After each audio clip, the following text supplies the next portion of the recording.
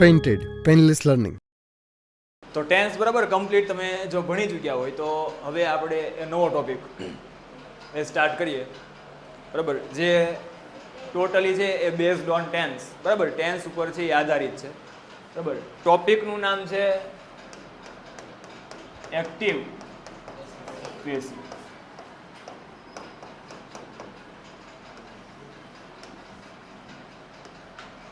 બે માર્ક્સની અંદર બરાબર તમારે આ ટોપિક છે એ પૂછાય છે.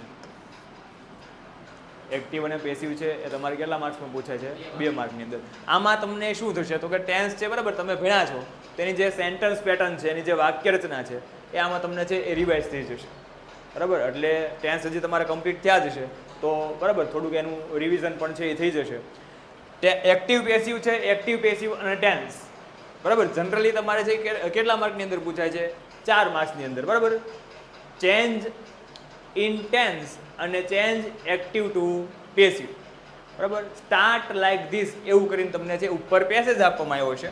બરાબર, ઉપર કોઈ પેસેજ આપવામાં આવ્યો છે, પેરેગ્રાફ આપવામાં આવ્યો છે, નીચે તમને એવું કીધું છે સ્ટાર્ટ લાઈક ધીસ, આ રીતે શરૂ કરો. તો એની અંદર છે આ પ્રશ્ન છે આવશે. એમાં તમારે એક્ટિવમાંથી પેસિવ કરવાનું આવશે, એમાં તમારે છે એ ચેન્જ ટેન્સની અંદર છે બરાબર એ ચેન્જ કરવાનો છે એ આવશે. ચલો, તો હવે એક્ટિવ પેસિવ. એક્ટિવ એટલે શું થાય પહેલાં આપણે એ સમજીએ. એક્ટિવ એટલે શું થાય તો તમને ગુજરાતી કદાચ ખ્યાલ હશે, કારણ કે 10મા ધોરણની અંદર પણ તમે આ ભણીને આવ્યા છો. બરાબર, એક્ટિવ એટલે શું થશે? એક્ટિવ એટલે શું થાય કોઈ કહેશે મને? એક્ટિવ એટલે શું થાય?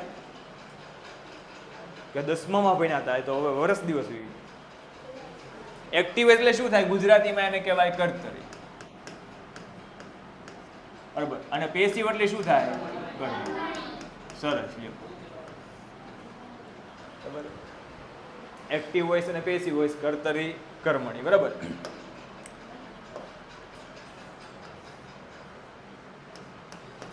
હવે એક્ટિવ વોઇસ એટલે શું?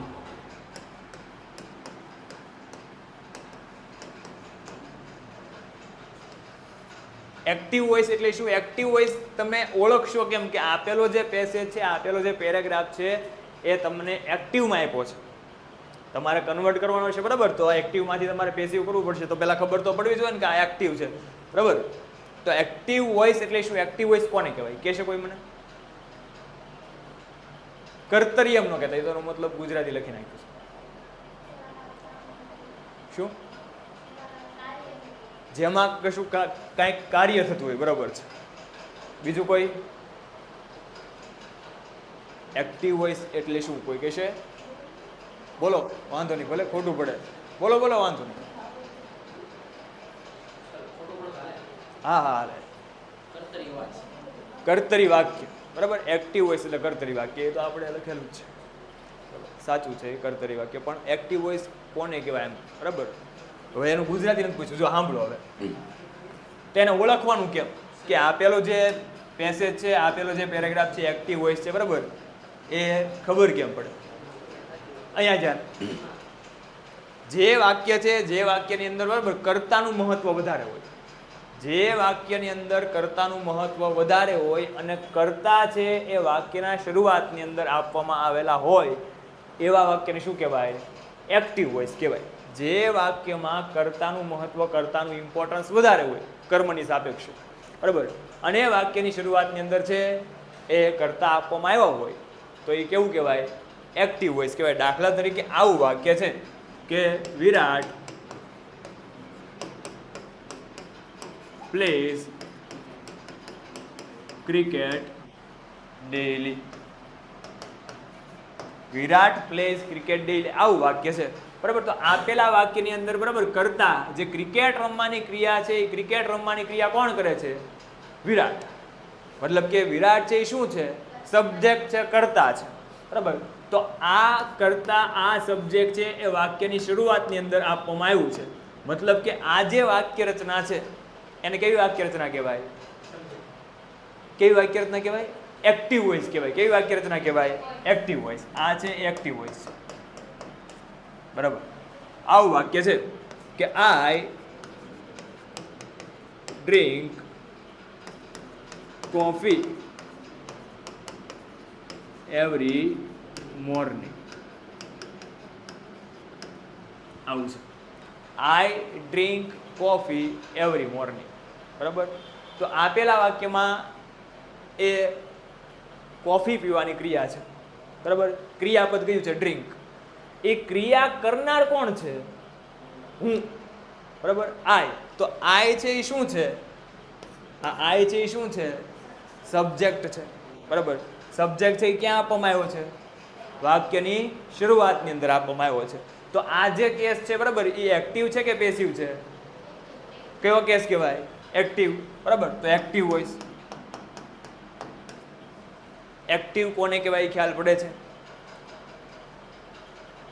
એક્ટિવ કોને કહેવાય ખ્યાલ પડે છે? જ્યારે વાક્યમાં, બરાબર, કર્તાનું મહત્વ વધારે હોય અને કર્તા એ વાક્યની શરૂઆતની અંદર આપવામાં આવેલા હોય તો એ જે વાક્ય છે એને કેવું વોઇસ કહેવાય છે? એક્ટિવ વોઇસ, કર્તરી વાક્ય કહેવાય છે. ટપ્પો પડ્યો એક્ટિવ વોઇસમાં. બરાબર. હવે પેરેલલ સમજીએ. પેસિવ એટલે શું? તો હવે કદાચ તમને છે આઈડિયા આવી ગયો છે. બરાબર. પેસિવ એટલે શું? પેસિવ એટલે શું? પેસિવ કોને કહેવાય?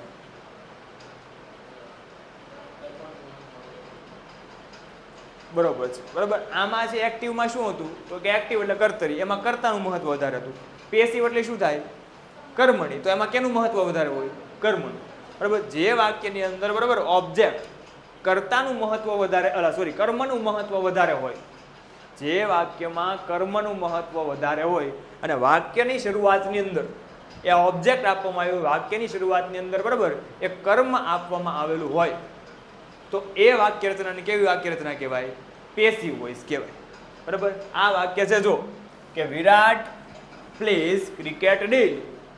વિરાટ દરરોજ ક્રિકેટ રમે છે. આવું વાક્ય છે. તો આની અંદર કર્મ કયું છે? ડેઈલી કર્મ નો કહેવાય ભાઈ, એ અન્ય શબ્દ અધર વર્ડ્સ કહેવાય. બરાબર. વિરાટ શું રમે છે? ક્રિકેટ. તો ક્રિકેટ છે એ કર્મ છે. બરાબર. તો આનું જ આપણે છે પેસિવ બનાવીએ તો cricket is played by Virat daily. તો અહીંયા છે એ શરૂઆતની અંદર, બરાબર, શું આવી ગયું છે? ઓબ્જેક્ટ આવી ગયું છે, કર્મ આવી ગયું છે. બરાબર. તો આ છે કેવી વાક્ય રચના કહેવાય? પેસિવ વોઇસ કહેવાય. બરાબર. ઓબ્જેક્ટિવ કેસ પેસિવ વોઇસ કહેવાય. સમજાય કે કઈ ભેગું જ નથી થતું? સમજાય છે ને? બરાબર. જો સાંભળજો, સાંભળો પેલા ભાઈ. તમે આટલા લોકો સિરિયસ બેઠા છો, બરાબર. મને એમ લાગે કે તમે લોકો એ ઓક્સિજન ઉપર છો. બરાબર. પણ હું તમને મને એ ખ્યાલ છે કે તમને હું જેવી છૂટ આપીશ તમે સીધા મને ઓક્સિજન ઉપર મૂકશો. એટલે ન સમજાય તો પૂછજો. બરાબર. કે આ નથી સમજાણું તો ફરી વાર, બરાબર, હું તમને કહીશ. પણ જવાબ છે આપવાનો પ્રયત્ન કરશો, કારણ કે તમે છે એ જવાબ નહીં આપો, બરાબર, તો મને આઈડિયા નહીં આવે કે તમને સમજાય છે કે નથી સમજાતું. ક્લિયર? રેડી? એટલે ન સમજાય તો પૂછજો. બરાબર. અને થોડાક છે એ જવાબ આપવાનું રાખો. પેસિવ વોઇસમાં આ વાક્ય છે, બરાબર, cricket is played by Virat daily. આ વાક્ય છે એ પેસિવ વોઇસ છે. I drink coffee every morning. આવું વાક્ય છે. I drink coffee every morning. બરાબર. આને તમારે જે કન્વર્ટ કરવું છે, આને ફેરવવું છે, તો આ વાક્ય કેમ બને? Coffee is drunk by me every morning. અહીંયા જાનો coffee is drunk by me every morning. તો અહીંયા છે વાક્યની શરૂઆતની અંદર શું આવ્યું છે? કોફી. તો આ કોફી છે એ શું છે? સબ્જેક્ટ છે કે ઓબ્જેક્ટ છે? ઓબ્જેક્ટ. આજે આ કોફી સબ્જેક્ટ નો કહેવાય ભાઈ. કોણ બોલ્યું? કોફી શું કહેવાય? ઓબ્જેક્ટ. કોફી કોઈ ક્રિયા કરે?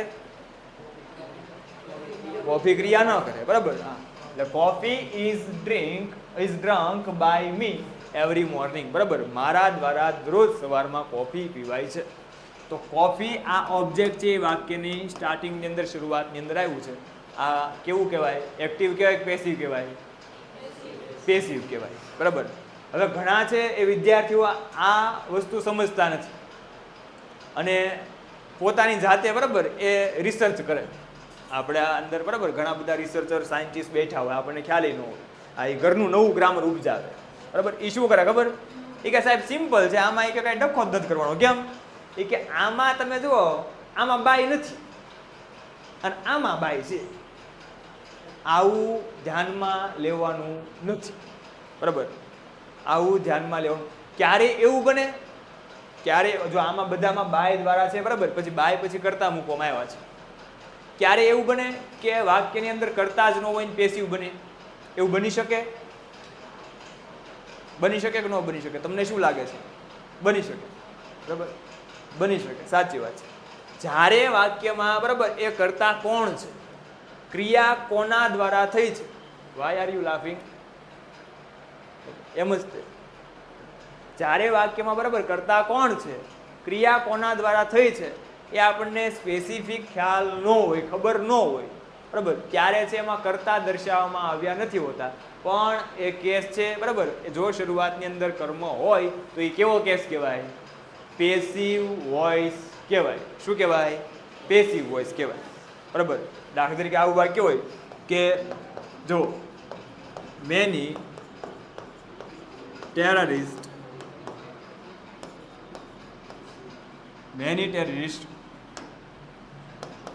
have been killed in J&K. આવું વાક્ય છે કે many terrorists have been killed and okay વાંધો રેડી છે. Many terrorist have been killed in Jammu and Kashmir બરાબર. જમ્મુ અને કાશ્મીરમાં ઘણા બધા આતંકવાદીને મારી નાખવામાં આવ્યા. તો કોણે માર્યા છે બરાબર એ ખબર છે નહીં, મતલબ કે ક્રિયા કોના દ્વારા થઈ છે એ આપણને ખ્યાલ છે નહીં.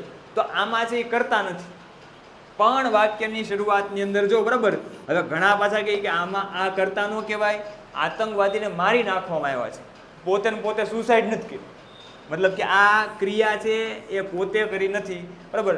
આ શું છે? કર્મ છે. તો આ કર્મ છે, શરૂઆતની અંદર ઓબ્જેક્ટ છે, તો આને કેવું વોઇસ કહેવાય? એક્ટિવ કહેવાય કે પેસિવ કહેવાય? આને એક્ટિવ કહેવાય. આને કેવું કહેવાય? પેસિવ વોઇસ કહેવાય. કારણ કે આ મેની ટેરરિસ્ટ છે, આ શું છે? ઓબ્જેક્ટ છે. જો આમાં કરતા ન હોવા છતાં પણ આ જે વાક્ય છે એ કેવું બને છે બરાબર? પેસિવ વોઇસ બને છે. આમાં ટપો ન પડ્યો ને તમને? શું કીધું? જો સાંભળો, ન સમજાણું હોય તો સાંભળો કે many terrorist have been killed in Jammu and Kashmir. Jammu અને કાશ્મીરમાં ઘણા બધા આતંકવાદીને મારી નાખવામાં આવ્યા છે બરાબર. પેલા કર્મ છે એ કઈ રીતે મળે ખબર પડે. કર્મ છે કઈ રીતે મળે? તો કે એક તમારે ક્રિયાપદને શું વડે પ્રશ્ન પૂછો, અને બીજું તમારે ક્રિયાપદને કોને વડે પ્રશ્ન પૂછો. આ બે પ્રશ્ન પૂછો ને જવાબ મળે એ કર્મ હોય. બે પ્રશ્ન પૂછો ને જવાબ મળે એ શું હોય? કર્મ હોય. દાખલા તરીકે હું એમ કહું કે આઈ bought a new mobile yesterday. ગઈકાલે મેં નવો મોબાઈલ ખરીદ્યો. શું ખરીદ્યું? નવો મોબાઈલ. તો નવો મોબાઈલ છે એ શું કહેવાય? શું કહેવાય? ઓબ્જેક્ટ કહેવાય, કર્મ કહેવાય બરાબર. હું ગયા મહિને નરેન્દ્ર મોદીને મળ્યો.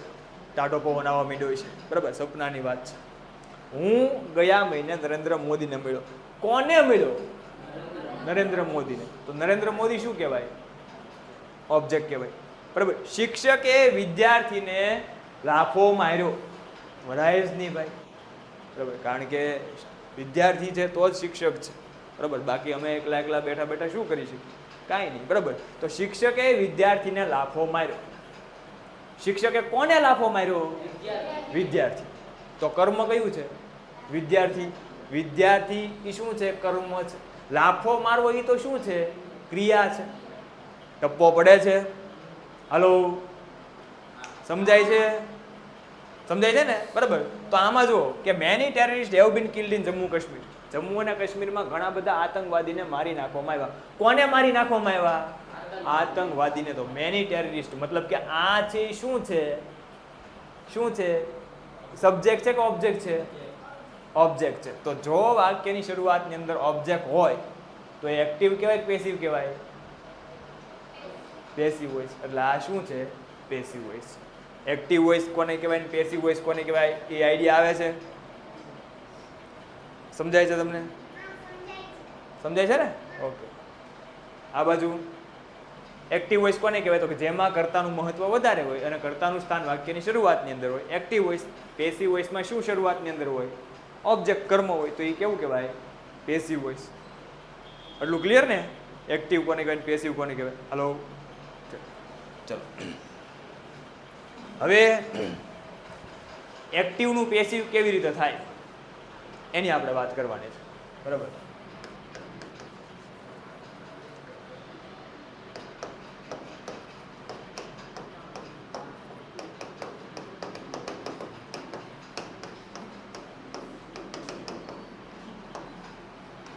પેન્ટેડ એપ્લિકેશન ધોરણ 6 થી 12ના વિદ્યાર્થીઓ માટે અપડેટ થઈ ચૂકી છે.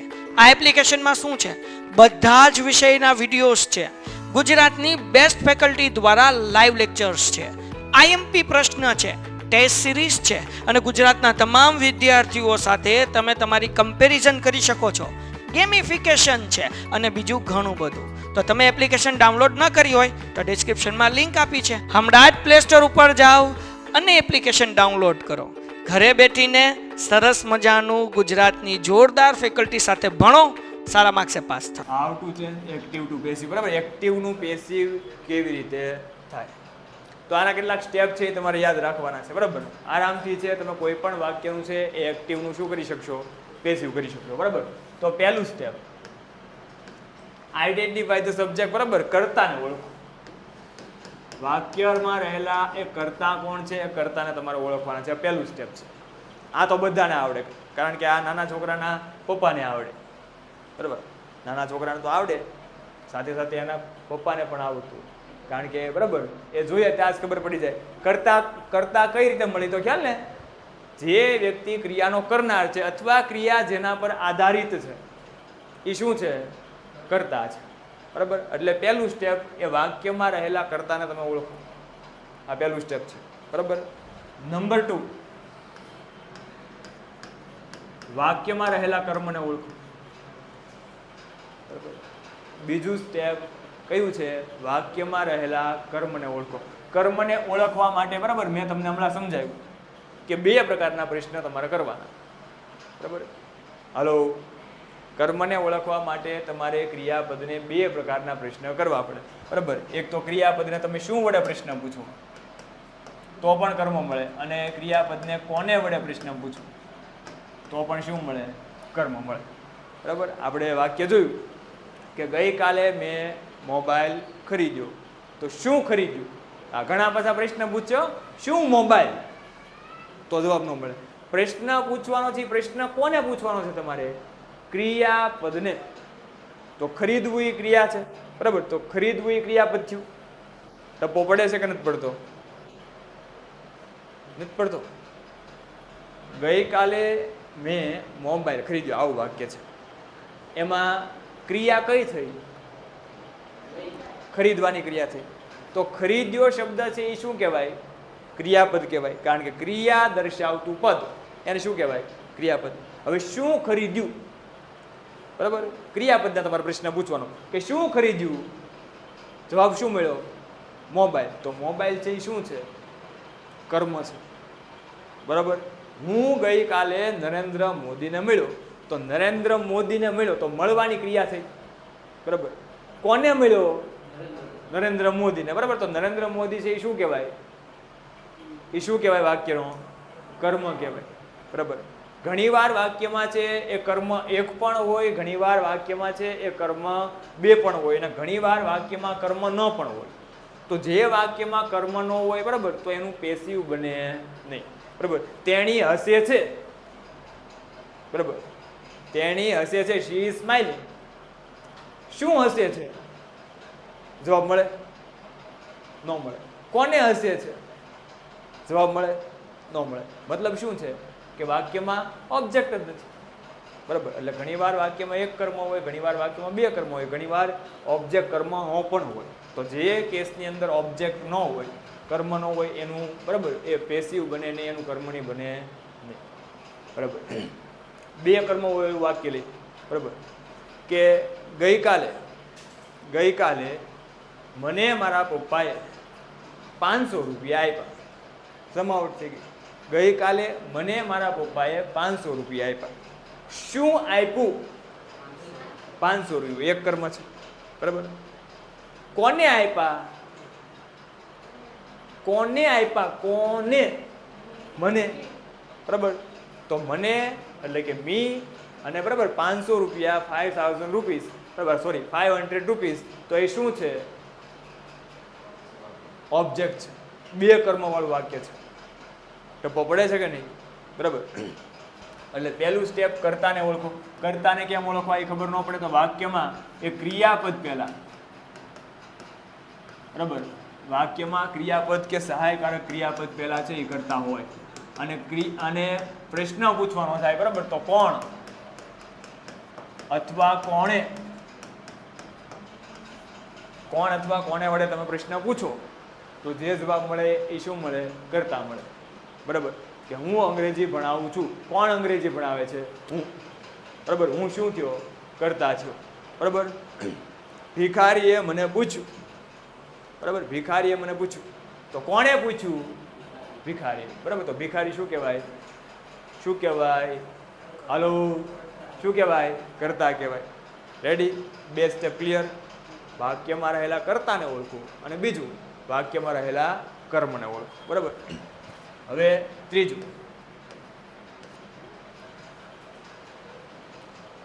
ત્રીજું સ્ટેપ છે એ ખાસ અગત્યનું છે, બરાબર. એટલે આમાં ખબર પડવી જોઈએ. અને આ વસ્તુ આખી સિક્વન્સ છે, બરાબર. એ પેરેલલ એક સ્ટેપ પછી બીજું સ્ટેપ, એ રીતે તમે ચાલશો તો આરામથી કોઈ પણ વાક્યનું તમે એક્ટિવમાંથી એ પેસિવ છે એ કરી શકશો, બરાબર.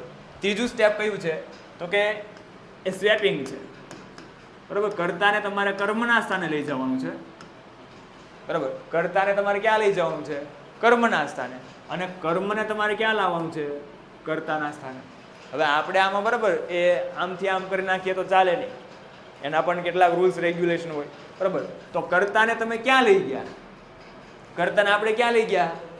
કર્મના સ્થાને. કારણ કે, બરાબર, એક્ટિવ વોઇસ છે. એક્ટિવ વોઇસની અંદર શરૂઆતમાં કોણ હતું? જોવો તો એક્ટિવ વોઇસની અંદર શરૂઆતમાં શું હતું? કર્તા. હવે આપણે પેસિવ કર્યું તો શરૂઆતમાં શું આવી ગયું? કર્મ. તો બરાબર, આપણે એક્ટિવ છે એનું આપણે શું કરવાનું છે? પેસિવ. તો સ્વાભાવિક છે કર્મને આપણે શું કરવું પડશે? આગળ મૂવ કરવું પડશે, બરાબર. તો ત્રીજું સ્ટેપ એ જ છે કે કર્તા છે એને તમે ક્યાં લઈ જાઓ? કર્મના સ્થાને. અને કર્મને તમે ક્યાં લાવો? કર્તાના સ્થાને. તો આમાં શું ધ્યાનમાં રાખવાનું છે? તો કે જ્યારે તમે કર્તાને કર્મના સ્થાને લાવો, હાલો, જ્યારે તમે કર્તા છે એ કર્તાને કર્મના સ્થાને લાવો, બરાબર, આને તમે અહીંયા લઈ જાઓ, ત્યારે જેને જે જગ્યાએ લઈ ગયા હોય એની એ વિભક્તિ આવે. એટલે કર્તાને તમે કર્મના સ્થાને મૂકો છો તો કર્તાની કઈ વિભક્તિ આવે? કર્તા વિભક્તિ આવે કે કર્મ વિભક્તિ આવે? કર્મ વિભક્તિ આવે. ઓબ્જેક્ટિવ કેસ આવે. સમજણ પડે છે? અને કર્મ છે એને તમે ક્યાં લાવો છો? કર્તાના સ્થાને લાવો છો, બરાબર. તો એની કઈ વિભક્તિ મૂકવી પડે? કર્તા વિભક્તિ મૂકવી પડે. સબ્જેક્ટિવ કેસ મૂકવો પડે. એટલે આમાં શું થશે? તો કે આઈ હોય, બરાબર, હાલો આઈ હોય, બરાબર. તો આઈ નું શું થઈ જશે? મી થઈ જશે, બરાબર. હવે ઊંધો કેસ હોય, બરાબર, કે તમે આ મી છે એને તમે કર્તાના સ્થાને લાવો તો એનું શું થઈ જાય? આઈ થઈ જાય. ટપ્પો પડે છે કે નહીં? બરાબર. એટલે હે નથી ટપ્પો પડતો. કર્તા છે આઈ છે. રેડી? સમજ, હું તને સમજાવું પહેલેથી. કર્તા કોણ છે? આઈ છે. એને તમે ક્યાં લઈ જાઓ છો? કર્મના સ્થાને લઈ જાઓ છો. તો આઈની તમારે કર્મ વિભક્તિ મૂકવી પડે. આઈની કર્મ વિભક્તિ શું થાય? મી. હવે બરાબર, મી છે એ કર્મ છે, એને તમે આગળ લાવો, બરાબર. મીને તમારે આગળ લેવાનું થાય તો એને તમે આગળ લાવો એટલે એની તમારે કર્તા વિભક્તિ મૂકવી પડે. તો એની કર્તા વિભક્તિ કઈ થાય? આ. ટૂંકમાં જેને જે પણ સ્થાને લઈ જાઓ એની ઈ વિભક્તિ આવે, બરાબર. અને કર્તાને તમે કર્મના સ્થાને લઈ જાઓ એટલે એની કર્મ વિભક્તિ પહેલા એક શબ્દ મૂકવો પડે. શું? બાય. શું મૂકવું પડે? બાય. એટલે આઈ છે, બરાબર, એનું તમે પેસિવ બનાવો તો આઈ નું શું થઈ જાય? આઈ નું શું થઈ જાય? બાય મી. વી હોય, વી, તો વી છે એની કર્મ વિભક્તિ કઈ થાય?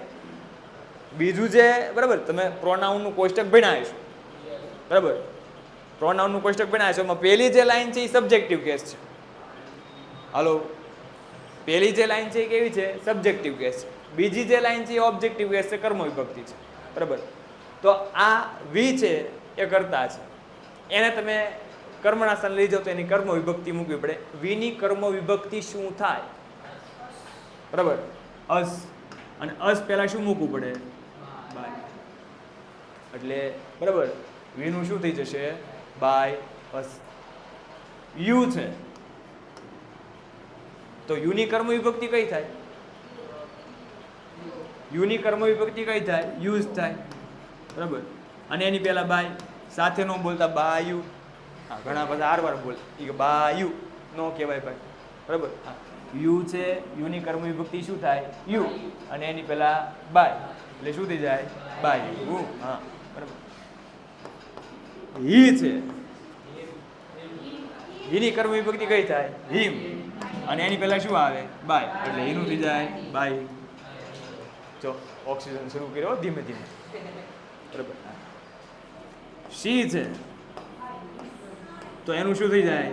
બાય હટ. ઈટ હોય તો બાય ઈટ.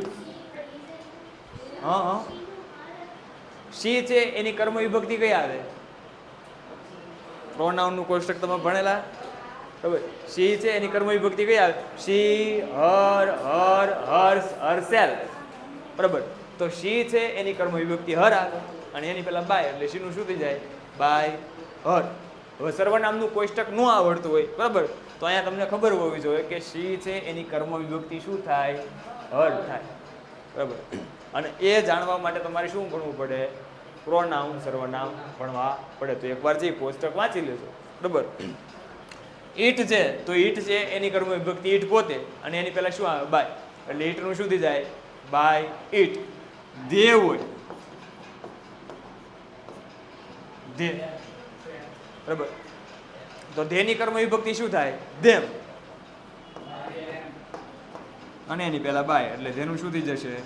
બાય ધેમ બરાબર. એ જ પ્રમાણે કોઈ પણ નામ આપ્યું હોય બરાબર, દાખલા તરીકે આપણે અનુષ્કા, હા શર્મા, એ નો શર્મા આપણે શર્મા બરાબર. અનુષ્કા, તો અનુષ્કાની કર્મ વિભક્તિ તમે મૂકો.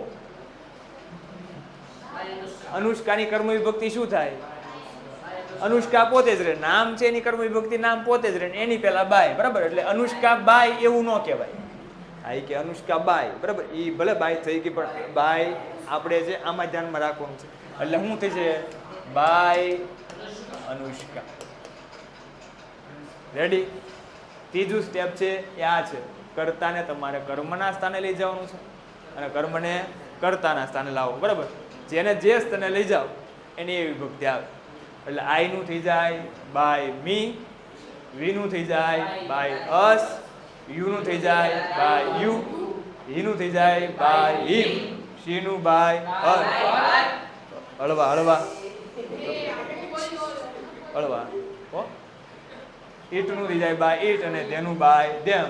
અને કોઈ પણ નામ હોય તો એની નામની કર્મ વિભક્તિ નામ પોતે જ રહે, અને એની પહેલા શું આવશે? બાય. આ 3 સ્ટેપ. શું આ નો સમજાણું?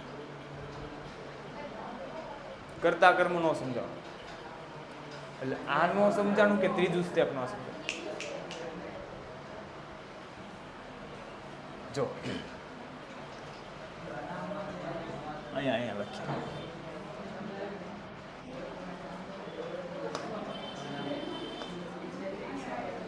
પ્રશ્ન છે ભાઈ?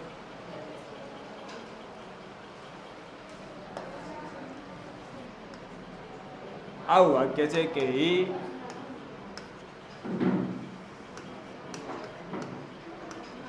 Speak English. ચલો અહીંયા આવું વાક્ય છે, હી સ્પીક ઇંગ્લિશ. આમાં કર્તા કોણ છે? હી. કર્તા કેમ મળે તો ખ્યાલ છે ને? એ નથી ખ્યાલ તો કેમ જવાબ આપ્યો? હી અઠક એવું કોણે કીધું? પેસિવ વોઇસમાં એ કરતા પાછળ હોય, બરાબર. જેના દ્વારા ક્રિયા, બરાબર, હી સ્પીક્સ ઇંગ્લિશ, અહીંયા સ્પીક્સ આવશે, બરાબર. જેના દ્વારા ક્રિયા થાય એ શું કહેવાય? ક્રિયાનો કરનાર એટલે કે કરતા કહેવાય. હી સ્પીક્સ ઇંગ્લિશ, તે ઇંગ્લિશ બોલે છે, બરાબર. તો ઇંગ્લિશ બોલવાની ક્રિયા કોણ કરે છે? તે, એટલે કે હી. તો આ શું છે? કરતા. શું બોલે છે? ઇંગ્લિશ, બરાબર. આ શું છે? કર્મ છે, ઓબ્જેક્ટ છે. હવે તમારે એક્ટિવમાંથી તમારે પેસિવમાં ટ્રાન્સલેટ કરવું છે. તમને કરતા ત્રીજું સ્ટેપ નથી સમજાણું ને, બરાબર. પહેલું સ્ટેપ ક્લિયર, બીજું સ્ટેપ ક્લિયર, બરાબર. કરતા મળી ગયા, કર્મ મળી ગયા, બરાબર. હવે ત્રીજું સ્ટેપ, કર્મને શું કરવું પડશે? આગળ લાવવા પડશે. એટલે જો ઇંગ્લિશ, હવે અહીંયા છે એ કર્મ ઇંગ્લિશ છે, બરાબર. એટલા માટે છે ઇંગ્લિશનું ઇંગ્લિશનું. તમને જે પ્રશ્ન હતો એ હવે કે આઈ કોલ્ડ ધેમ યસ્ટરડે. પેલા આ વસ્તુ સમજાવી દો, આ વસ્તુ સમજાઈ ગઈ. હવે જો આઈ કોલ્ડ ધેમ યસ્ટરડે, મેં ગઈકાલે તેમને કોલ કર્યો, ફોન કર્યો, બરાબર. આમાં પેલા કરતા કોણ છે? આઈ, બરાબર. કોને ફોન કર્યો? તેમને. કર્મ કોણ છે? ધેમ. હવે આમાં ઇંગ્લિશ છે, બરાબર, નાન્યતા જાતિ છે એટલે એનું એ જ આવે. આમાં છે આ ધેમ છે એ કઈ વિભક્તિ છે? કઈ વિભક્તિ છે? કર્મ. એને તમે આગળ લાવશો એટલે કે તમે ક્યાં લાવશો? કર્તાના સ્થાને લાવશો. તો એની કઈ વિભક્તિ મૂકવી પડે? કર્તા વિભક્તિ મૂકવી પડે. શું મૂકવું પડે? કર્તા વિભક્તિ મૂકવી પડે. તો ધેમની કર્તા વિભક્તિ કઈ થાય? ધે. એટલે અહીંયા શું થઈ જાય? ધે. ક્લિયર? બરાબર. એ જ વસ્તુ છે. જો આઈ છે તો આઈનું તમને આવડે છે એટલે તમને તકલીફ પડતી છે, પણ એ બેન નથી સમજાતું એટલે મારે કેવું પડે, બરાબર. હા, આઈ છે તો આઈનું શું થઈ જાય? By me. બીનું બાય અસ, યુનું બાય. આ છે એની કર્મ વિભક્તિ છે, એની પહેલા શું મૂકવાનું છે? બાય મૂકવાનું છે. ત્રીજું સ્ટેપ છે. ચાલો, આ 3 સ્ટેપ ક્લિયર થયા બાદ, બરાબર. હવે સૌથી અગત્યનું નંબર 4, કાળ પ્રમાણે સહાયકારક ક્રિયાપદ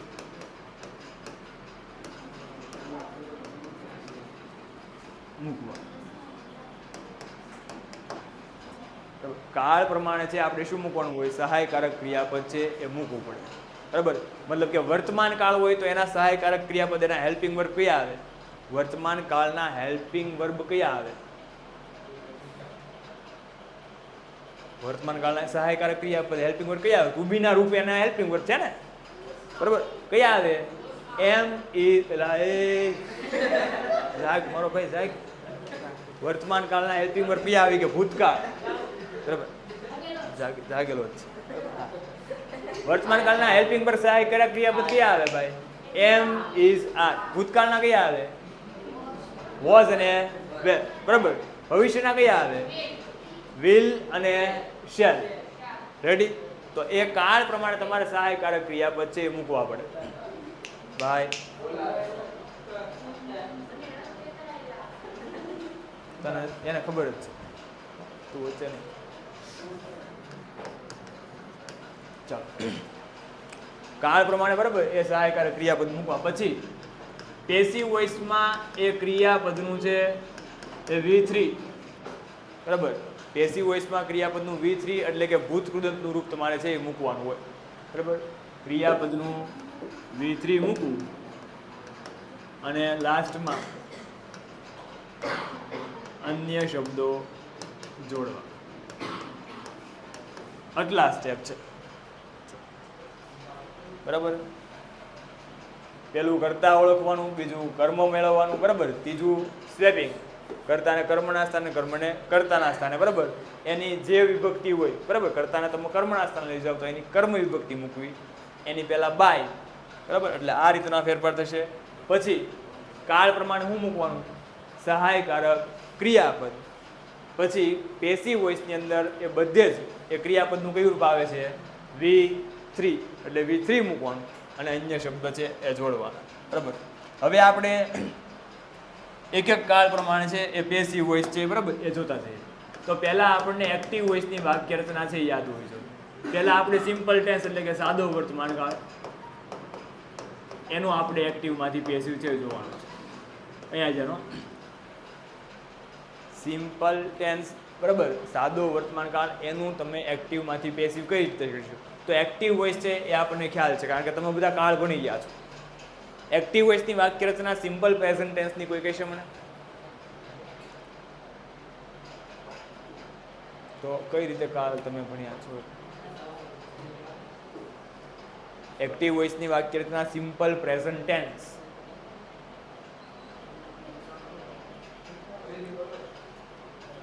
સિમ્પલ પ્રેઝન્ટ ટેન્સ સાદો વર્તમાન કાળ એમાં એક્ટિવ વોઇસની વાક્ય રચના. સબ્જેક્ટ પછી તરત ઓબ્જેક્ટ પછી એમિઝાર. સબ્જેક્ટ પ્લસ એમિઝાર અધર વર્ડ્સ. હાલો બીજું કોઈ ખોટું છે બરાબર. પહેલા આવશે સબ્જેક્ટ બરાબર. પહેલા આવશે સબ્જેક્ટ. પછી જો અહીંયા છે બરાબર એ ત્રીજો પુરુષ એક વચન હશે.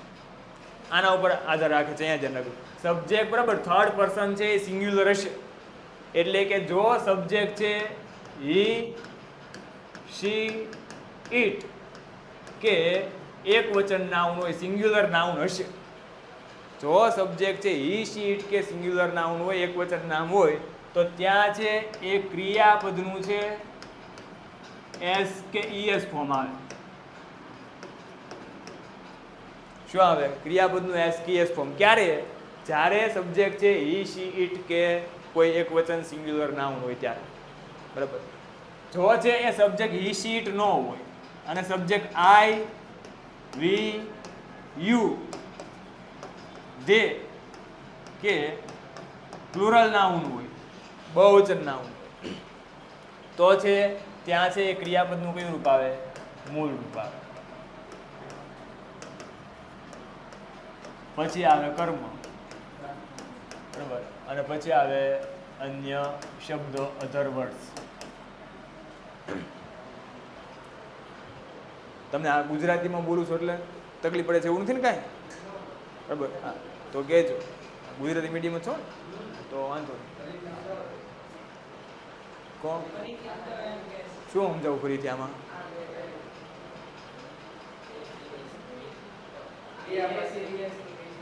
એસ કી એસ ક્યારે આવે એમ? જ્યારે છે બરાબર સબ્જેક્ટ જોવાનો. સાદો વર્તમાન કાળ છે તો સાદા વર્તમાન કાળની અંદર બરાબર એ બે પ્રકારની વાક્ય રચના આવે. બરાબર. એક ક્રિયાપદનું મૂળ રૂપ આવશે અને એક ક્રિયાપદનું કયું આવશે?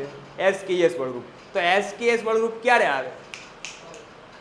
એસ કે એસ વળરૂપ ક્યારે આવે? તો કે જ્યારે કરતા છે એ હી શી ઇટ કે એક વચન નામ હોય તો એસ કે એસ વળરૂપ આવે.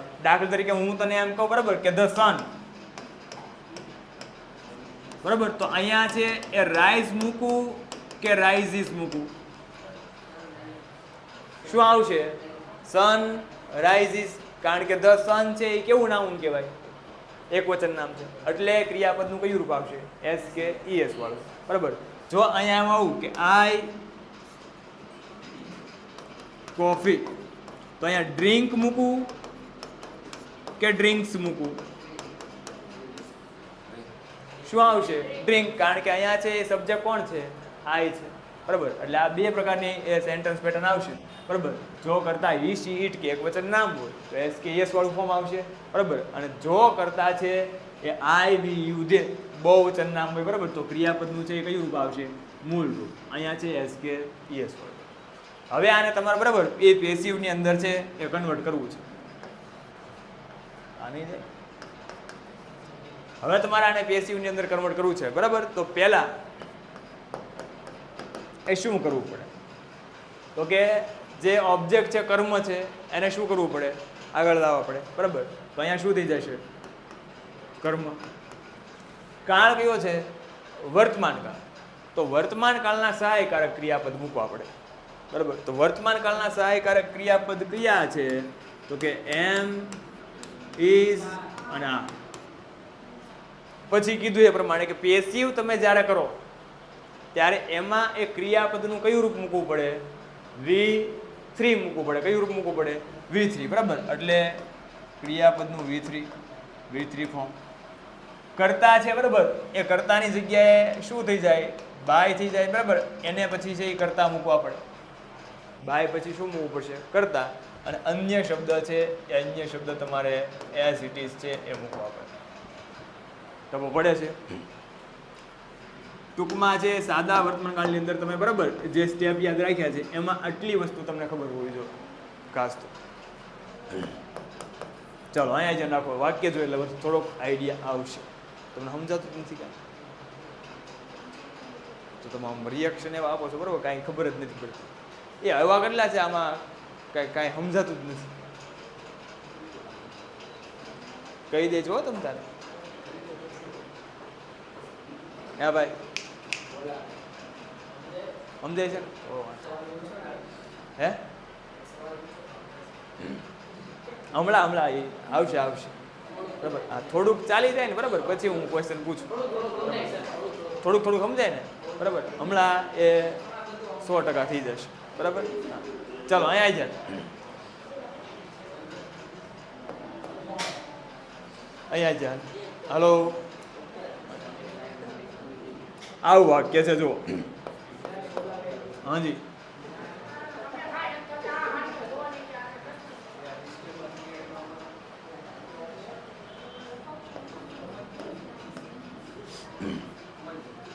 અમન eats chocolates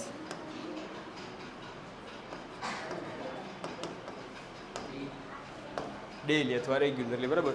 આવું કંઈ અહીંયા જ આપો. અમન ઇટ્સ ચોકલેટ્સ ડેલી, બરાબર. સિમ્પલ વાક્ય છે બરાબર. પછી આપણે કોમ્પ્લેક્સમાં જઈએ તો આ જે વાક્ય છે એક્ટિવ વોઇસ છે બરાબર. કઈ રીતે ખબર પડે ભાઈ એક્ટિવ વોઇસ છે?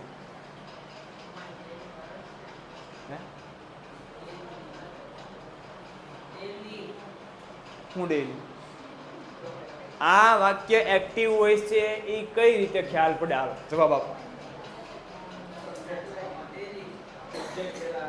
આમાં સબ્જેક્ટ એ વાક્યની શરૂઆતની ડેઈલીનું કાંઈ આમાં આવતું જ નથી ભાઈ.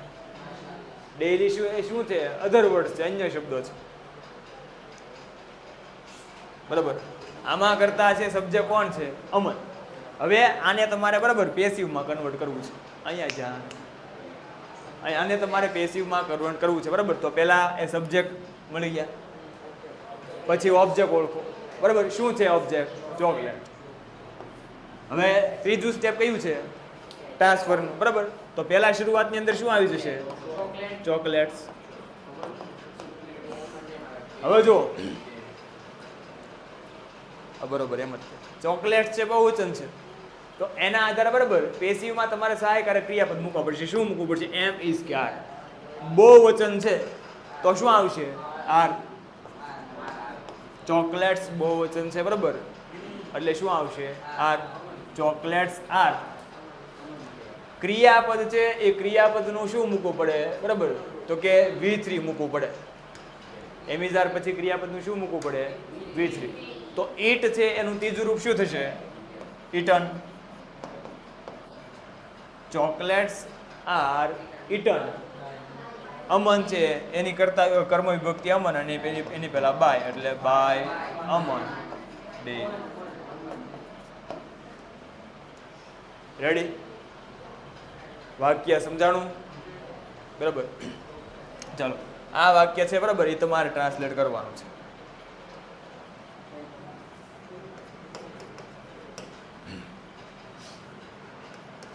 I write class notes regular. ચલો અહીંયા છે આવું વાક્ય છે. I write class note regularly. આવું વાક્ય છે બરાબર. બાય. ચલો વાક્ય તમારે બનાવવું છે.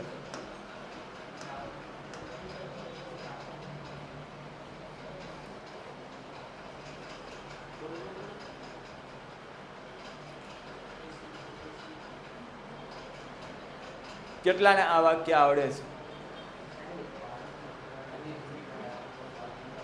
ભાઈ જ બનાવશે એટલે આવડે તો છે ને, બનાવો તમે જે પ્રમાણે ચાલતા થઈ જાય. પેલા કરતા ઓળખો, હાલો કોણ છે?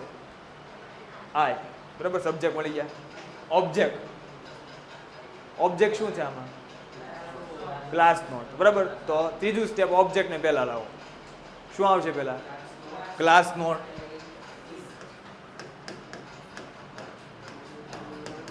ક્લાસ નોટ્સ બહુવચન છે. હવે આના આધારે એમ ઇઝાર મૂકવાનું છે. સહાયકારક ક્રિયાપદ, હેલ્પિંગ વર્બ, બરાબર. બહુવચન છે એટલે શું આવશે? રાઈટ છે, બરાબર. એનું તમારે શું મૂકવું પડે? V3, બરાબર. શું થશે? રિટર્ન. આઈ છે એની કર્મ વિભક્તિ મી, અને એની પહેલા શું આવશે? બાય. એટલે શું થઈ છે? By me. રેગ્યુલર. રેડી? સમજાણમાં? ઓકે.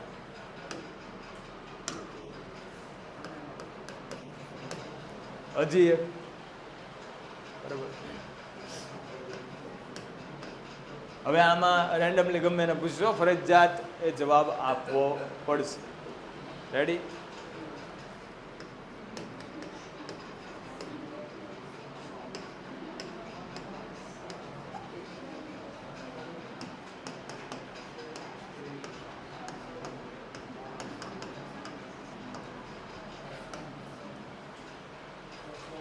કદાચ V3 ન આવડે, બરાબર, તો ચાલશે, તો એ હું કહીશ તમને, બરાબર. ચલો ભાઈ, પેલા આવશે અ સોંગ, બરોબર છે.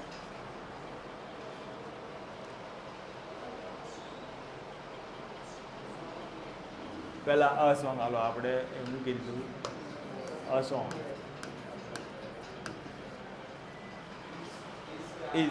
ઇઝ ક્યારે, તમે પાછા મને ઓપ્શન આપો. ઇઝ ક્યારે આવશે, બરાબર. શું આવશે? ઇઝ. સિંગનું ત્રીજું રૂપ શું થશે? સમ.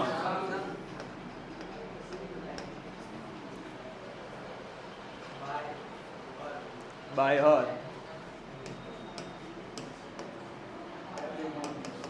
એવરી. રેડી? કેમ ભાઈ? એટલે હું અહીંયા બોલું છું એ તને નથી સંભળાતું ને કોમેન્ટ કોઈ બોલે તો એ તને ભાઈ કોમેન્ટ પાસ કરવી હોય, બરાબર, તો ક્લાસની અંદર તમને કહી દઉં કે સર્કસની અંદર, બરાબર, એ આપણને હસાવવાનું કામ છે ને, એ જોકર કરતો. રેડી? એટલે તમે લોકો કઈ કેટેગરીમાં આવો છો, બરાબર, જોઈ લેજો.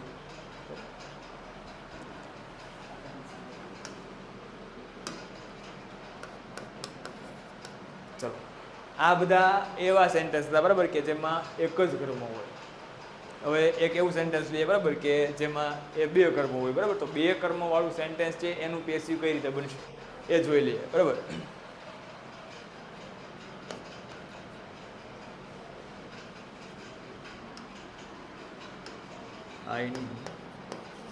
My father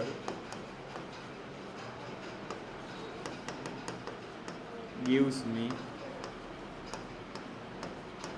money every month.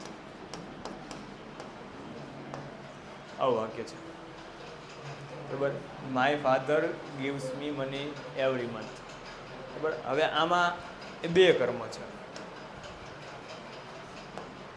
બરાબર. આ બે કર્મ છે. એક કર્મ છે એ કયું છે? એક કર્મ કયું છે? ગિવ્સ. સરસ. ગિવ્સ છે. ગિવ્સ એટલે આખું ક્રિયાપદ કહેવાય. કર્મ પહેલું સ્ટેપ તમને આવડી ગયું, માય ફાધર, બરાબર, કરતા. કર્મ બે છે, બરાબર. હાજી, ક્યાં કરતા બે છે? મી છે એ કરતા નો કે ને, પૈસા આપવાની ક્રિયા કોણ કરે છે? પપ્પા, બરાબર. એટલે કરતા એક જ છે, માય ફાધર. બરાબર. શું આપે છે? પૈસા.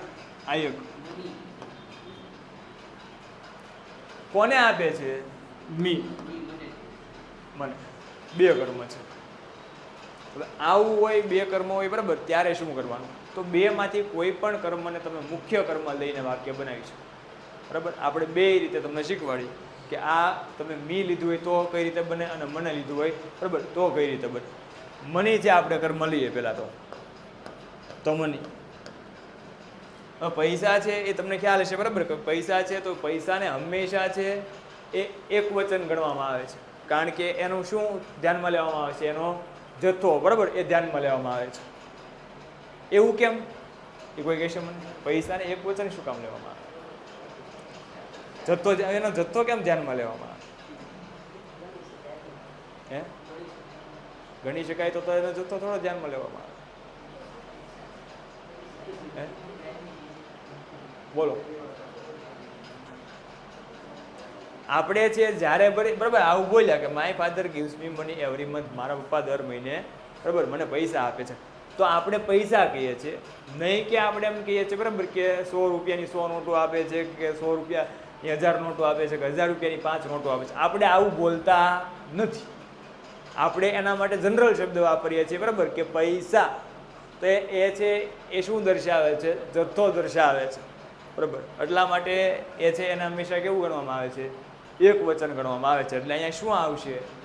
એમ આવશે, ઇઝ આવશે કે આર આવશે? શું આવશે? મની સાથે શું આવશે? ઇઝ. ગીવ છે, બરાબર, એનું ત્રીજું રૂપ શું થઈ જશે? ગિવન. મની ઇઝ ગિવન, બરાબર. હવે આ જે બીજું કર્મ છે, બરાબર, એ બીજું કર્મ છે એને એઝ ઇટ ઇઝ મૂકી દેવાનું.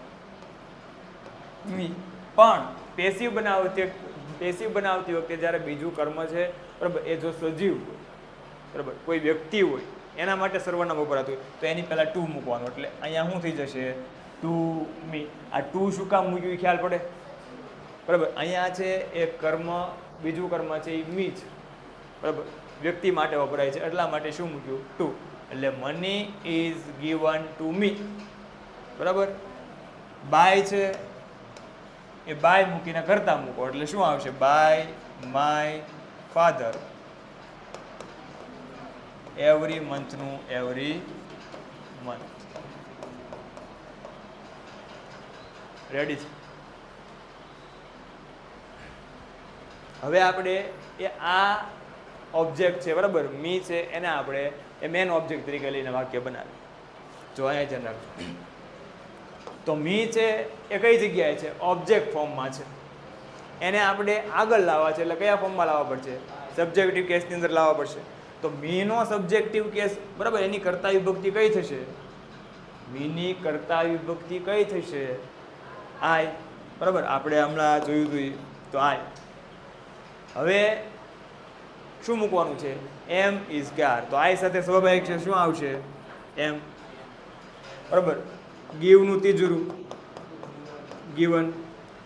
હવે અહીંયા તું મૂકું કે ન મૂકું? નહીં, કારણ કે બરાબર બીજું જે કર્મ વધ્યું છે, આ બીજું કર્મ છે એ બરાબર સજીવ નથી, કોઈ વ્યક્તિ છે, એના માટેનું સર્વનામ નથી. તો મનીનું money. I am given money, બરાબર, by my father every month.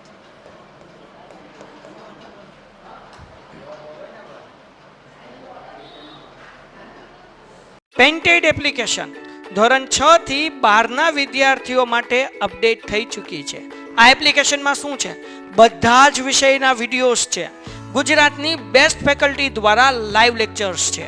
IMP પ્રશ્ન છે, ટેસ્ટ સિરીઝ છે અને ગુજરાતના તમામ વિદ્યાર્થીઓ સાથે તમે તમારી કમ્પેરિઝન કરી શકો છો. ગેમિફિકેશન છે અને બીજું ઘણું બધું. તો તમે એપ્લિકેશન ડાઉનલોડ ન કરી હોય તો ડિસ્ક્રિપ્શનમાં લિંક આપી છે, હમણાં જ પ્લે સ્ટોર ઉપર જાઓ અને એપ્લિકેશન ડાઉનલોડ કરો. ઘરે બેઠીને સરસ મજાનું ગુજરાતની જોરદાર ફેકલ્ટી સાથે ભણો, સારા માર્ક્સે પાસ થાઓ.